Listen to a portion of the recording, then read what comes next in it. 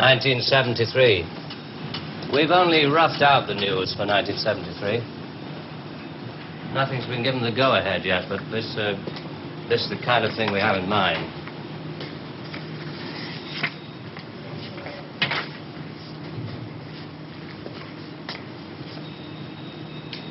Come.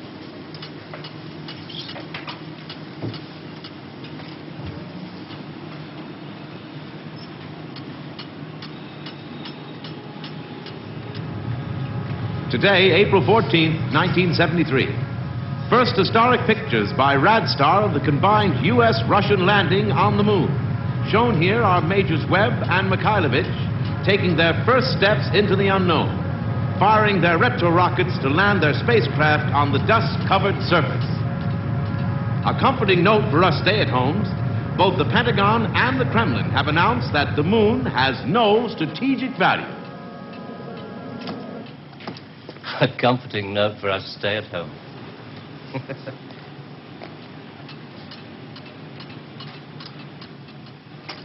I can't show you any film on this next model. We haven't photographed it yet. But this is the way it will sound. June the 22nd, 1973. The State Department releases film of the ultimate weapon, codenamed Icarus. This satellite is equipped with a solid reactor. In layman's terms, it can freeze air solid, stopping all missiles, killing all forms of life. Icarus orbits at the same speed as the Earth, can hang in position over every major city that threatens the peace-loving nations. Rather proud of this one. Come on. September the 5th, 1973. The new phase in global warfare. War by example. At 4:32 our time, China took out the remote Indian border village of Bandar, unprotected by the Icarus network. After the first 2 5-megaton H-bombs have fallen, the 9-way hotline finally switch it off. But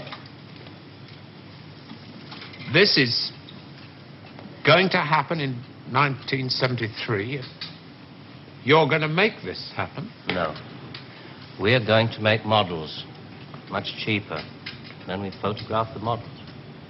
Fake newsreels? That's fake newsreels. For the past 10 years, people have been looking at our fake newsreels and listening to our fake commentaries. And they accept it for the truth? And you can do it. Stop 100 people in the street. How many of them have actually seen a missile or a satellite? They're just told they exist and they believe it. Yes, you're getting there. I knew you would.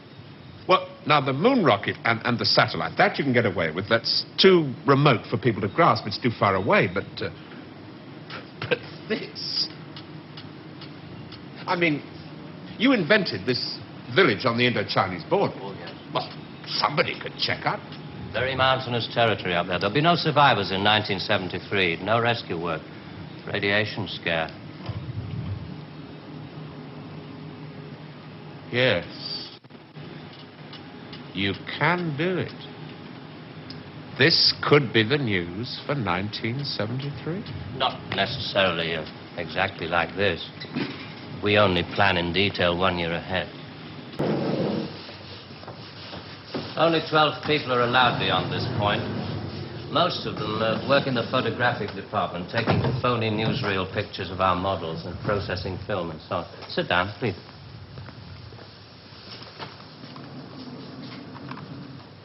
Ah, pretty pictures from our stills department. The boy wonder. Do you really think that missiles and satellites are my line of country? No, not at all. I've only shown you the hard news. There are other things, much softer things we thought might interest you. Well? 1973, we thought it might be time for an anti-teenage movement. A long-awaited return to maturity. Sheriff. Perhaps even a religious revival. When did it all start? 1945. You may remember the Americans let off their 2 atomic bombs. Well, they didn't want other people doing the same thing. I mean, you do see that, don't you? Oh, I don't know. Well, to scare the people off, the Americans put it up, and the atomic bomb was halfway along the line to something much bigger, the hydrogen bomb. It didn't work. They spent 5 years in negative research. Well, what about the Russians? They're supposed to have quite a pile of these things. We were surprised when they started their tests. Then we got a few feelers from their secret service. Nowadays, we work very closely together. Oh, all these stories about spies going off to Russia. Mr. Philby, remember? Just good copy for the Sunday papers. Good copy. Well, the Chinese. I mean, they've just announced their bomb. Yeah, we played along with it. We recorded their phony explosion.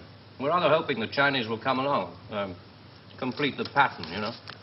In Vietnam, hundreds of people are being killed every week. Well, you can't do that with your models. No.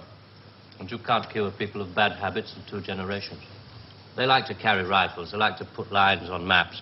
And we let them because we control the situation. There's no danger of world war. Just a simple choice for everybody. Capitalism or communism. Strawberry or vanilla. It all adds up to the same thing now we've got rid of the big bangers. Well, how can you be sure that Johnson, Kosygin aren't working on other things? Poison gases, bacteria. Pathetic man of your intelligence. You don't want to destroy the world. Neither do I. What makes you think that presidents are different? Well, they've made some pretty good stabs at it in the past. It wasn't the right sort of control then. Nowadays we know better. Politicians are easy to control. The grosser mentality boys who like to be photographed getting in and out of Daimlers in Whitehall. They come right at the bottom of our organization. A few rungs up the ladder, there are the people in the top secret factories. Just those in a position to know they're making weapons that don't really work. Well, there must come a time when somebody wants to use one of those weapons. I mean, somebody is standing there with a finger on the button. Well, that's the beauty of it. Nobody presses the button. We control all the crises. We build them up and we shut them down. We? Again? Yeah, I'm coming to that. Near the top of the hierarchy, there are the economists, top civil servants, top brass in the military. Those men who are supposed to view the nuclear tests and so on. And above them, CWNS. Right at the top. Classified World News Service. Just who the hell are you? It's obvious, isn't it? Just a very few of the top people in communications in every major country in the world. Oh, you mean you run all these magazines? No, of course not. We just get them to take some of our coffee every week.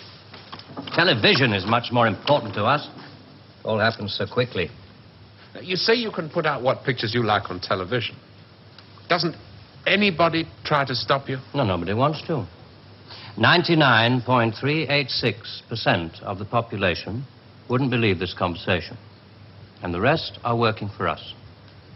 And they're the top minds, the really responsible people. They know they're guaranteeing the lives of their grandchildren the only foolproof way. Scaring the hell out of their grandchildren. Well, I won't buy it. You must admit there has to be some kind of control in this world of ours. Look at this. And remember that 1/4 of the world is starving. There are the full bellies and the empty bellies. Some of the empty bellies carry rifles.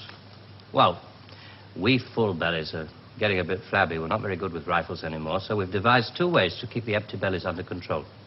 One of them is this fictitious hydrogen bomb we've talked about. The other one is money. Enough money to fill some of the empty bellies and put a hopeful smile on the faces of the others. Scare an ostrich, buries its head in the sand. You scare a hedgehog, it rolls itself up into a ball. When a woman's frightened, she goes out and buys herself a hat. You mean you scare us so that we'll buy more, so that money moves quicker, production moves up? We don't say scare when we talk about human beings. We say threaten them emotionally. And there are all sorts of ways of not just the big ones like the hydrogen bomb. Overcrowd them a little with bad planning. Sell them too many motor cars. Anything to keep them a little bit removed from reality. Nowadays, people don't work for money. They work for the idea of money. They don't even love for love. They love for the idea of love. They only hate for the idea of hate.